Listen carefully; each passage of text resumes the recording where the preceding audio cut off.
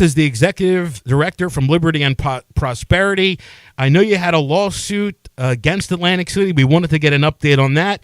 And, of course, a lot of our listeners have told me and from the bottom of my heart our condolences for the loss of your mother. And I know that a lot of us have gone through it. And God bless you and your family, Seth. But want to get an update on Atlantic City as well. Well, thank you. Well, of course, the idea of the lawsuit was inspired several years ago. Here we're with Liberty and Prosperity .org. We meet every Saturday morning. We talk about Atlantic City. And, one of the things that kept coming up for the past couple of years, they kept talking about, well, Atlantic City has a deficit of $100 million a year, and Atlantic City is borrowing money to cover that deficit.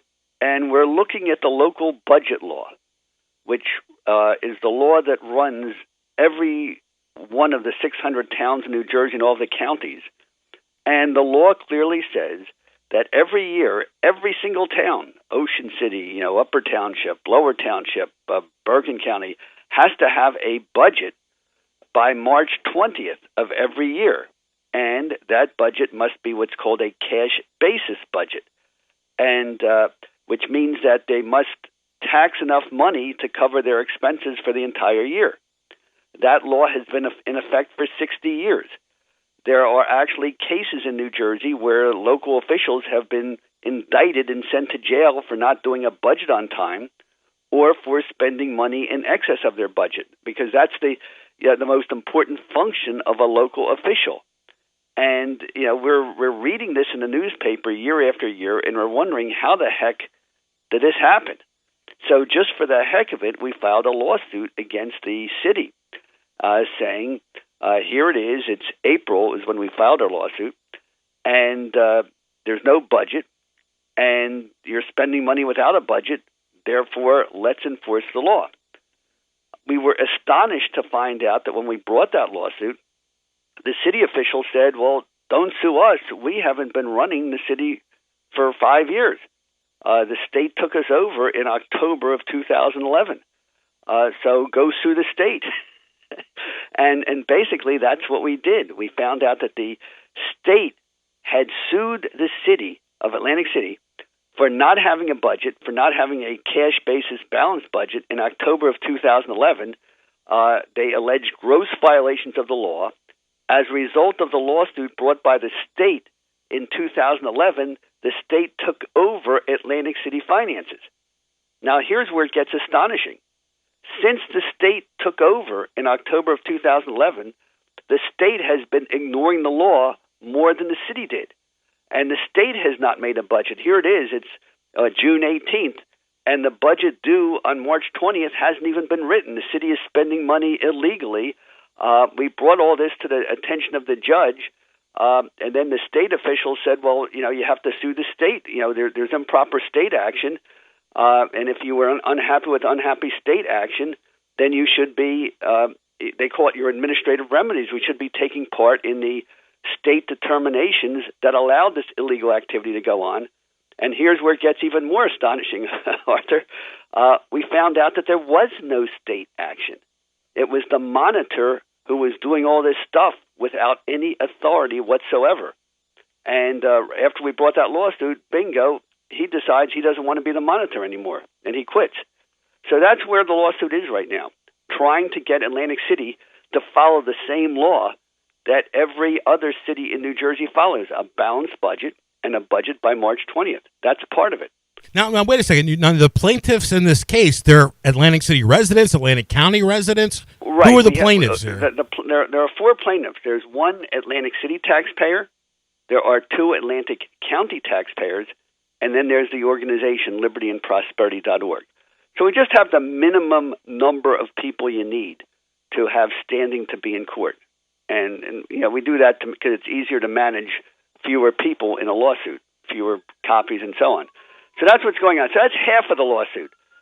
The other half of the lawsuit involves the idea that the casinos, the casino hotels, the people who pay 65% of Atlantic City taxes won't have to pay any tax hikes for the next 10 years. And this is astonishing because, as I pointed out, Atlantic City has been running without a balanced budget as required by law for the past 5 years. To make up the difference, the city, in my opinion, illegally borrowed some $450 million. That $450 million, according to Mayor Guardian, he wants to pay it back. And to pay it back, you need tax hikes. And now there's a state law. As soon as the mayor says we're going to pay it back with all these tax hikes to bail out these Wall Street bonds, the casinos say, we don't want to pay it. Well, if the casinos who pay 65% of the taxes in Atlantic City, they don't want to pay it. If the Walk, the Tanger outlets, they don't want to pay it. If the Bass outlets don't want to pay it. If the 10,000 people living in low-income housing units that don't pay taxes don't want to pay it, who are the people who are left paying this enormous tax hike? Basically 25% of the taxpayers of Atlantic City. So we're saying that's outrageous, and we're also suing to put it into that. And by the way, by not paying real estate taxes, the casinos aren't paying any county taxes either. And so that's why it affects every taxpayer in Atlantic County. What's going on is outrageous, and if the crooks in Trenton get away with this one, then they could do this anywhere in New Jersey. And and let's face it, Jim Whalen, the state senator, he's a part of it. Chris Brown, the Republican, he's a part of it. Vince Mazzeo, the Democrat, he's a part of it. Somehow the lawsuit is trying to enforce a constitution that is being defied by almost every representative of in the state. There are only about 10 or 12 courageous assembly members in the assembly, and only about I think 4 or 5 state senators voted against that outrage. Are all pilot bills unconstitutional, Seth? Well, let's talk what pilot means. We call it peanuts in lieu of taxes, and it's amazing. It just shows how we fell into this trap because I know we're limited with time, but brief history.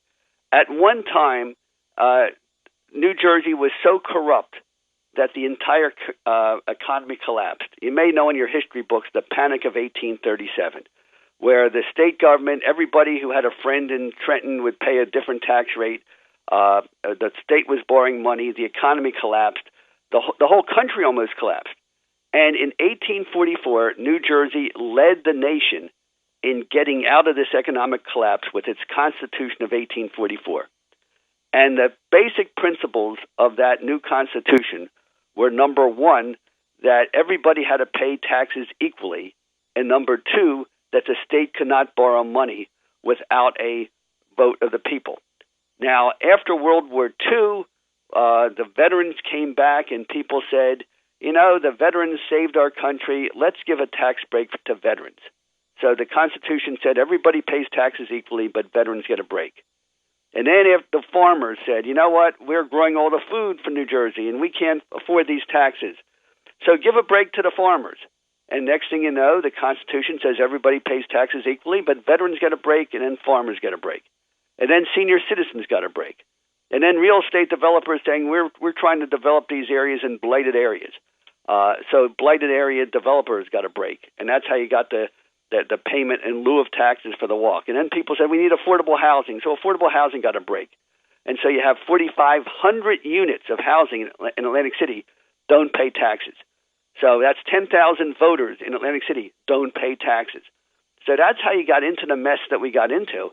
And at some point, we're going to get out of the mess. There's going to be a collapse because when you have 60 to 70% of the taxpayers of Atlantic City don't pay taxes, and then you have the poor Irish pub and the laundromat and the store and the boardwalk trying to pay the taxes, it's going to collapse. And people are not going to get paid. Employees won't get paid. And we always call Atlantic City the canary in the coal mine because what makes the rest of New Jersey sick is killing Atlantic City. And so, in a way, we're a warning to the rest of the state. So that's what our lawsuit's all about. And I'm sorry I wandered off a little bit, but we need your help. I'm hoping people will come to our breakfast at 9:30 this morning. We meet every Saturday morning at the Shore Diner by Parkway Exit 36 in front of the Days Inn, Tilton and Fire Roads. we urge everyone to go on our libertyandprosperity.org website and sign up for our email updates and to make a small contribution so we could put radio spots on programs like yours and get the word out. And we especially invite anyone who's randomly down from Cherry Hill or from up in North Jersey or in Mount Holly or anywhere there, come into our Saturday morning breakfast, because you'll find out that what is going to hurt your town tomorrow is killing Atlantic City today. We say what happens to America happens to Atlantic City first. Seth Grossman with us, Executive Director from Liberty and Prosperity. A couple of minutes left till Rick's news at the top of the hour.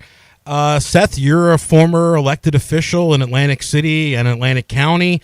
How does Atlantic City get out of this? What would be the Seth Grossman plan to get out of this mess? Well, it's funny because the answer is so obvious. To get Atlantic City out of the mess, find out what built Atlantic City in the first place. And what built Atlantic City in the first place is small government giving people the freedom to do whatever they wanted to do.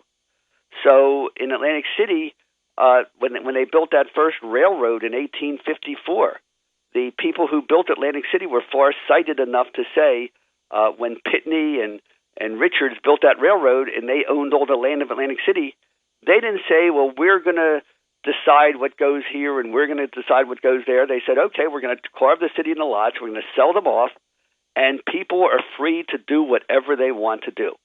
So you would have a church next to a whorehouse, next to a saloon, next to a cultural center. Whatever people wanted, people could do. People were allowed to get the permits they needed to build. You had a guy called like George Hammond, who was a penniless teenage acrobat, from some Arab country, a persecuted Christian. He was juggling on the beach. Next thing you know, he's owning the steel pier. I mean, this is the marvelous, freedom we had. So in a way, Atlantic City was built the way America was built, by people being free to do what they wanted, very low taxes for years in Atlantic City, free to keep the money that you earned. It would be people, renting rooms in their house. I know when my parents moved to Atlantic City, we moved into the basement every summer. We rented out the rooms upstairs. And then many other, my dad was a dentist, so, when we made it, we just lived upstairs year round. But others would buy a roomy house next door and turn it into a hotel and turn it into a restaurant. So that's what we need. Right now, everybody sits back and says, okay, I need the government to give me a tax break. I need the government to give me a loan. I need to get the government to give me a permit, and then I need the government to make sure nobody else gets the same permit I got, so I have a monopoly. It's an outrage. So basically, liberty created prosperity in Atlantic City. That's the New Jersey state motto. And this government planning and control and taxes are killing Atlantic City.